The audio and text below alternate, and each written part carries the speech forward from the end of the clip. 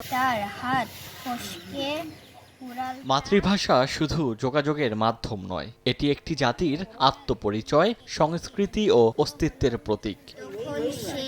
বলা হয়ে থাকে মাতৃভাষা মানুষকে শেকড়ের সঙ্গে যুক্ত রাখে এবং ইতিহাস ও ঐতিহ্যের কথা মনে করিয়ে দেয়।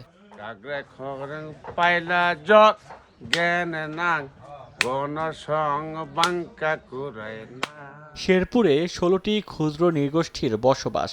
স্থানীয়রা জানান, জেলার গারো পাহাড়ের বিদ্যালয়গুলোতে ক্ষুদ্র নৃগোষ্ঠীর শিশুরা বাংলা ভাষায় সমৃদ্ধ হতে গিয়ে অজান্তেই হারিয়ে ফেলছে নিজেদের মাতৃভাষা। সমৃদ্ধ ভাষা ও সংস্কৃতি থাকলেও চর্চা ও পাঠ্য বইয়ের অভাবে বিলীন হচ্ছে হাজার বছরের নিজস্ব ভাষা ও সংস্কৃতি। ভাষা এগুলা আস্তে আস্তে কমে যেতেছে গা, ছোট ছোট বাচ্চারা বলতে পারতেছে না।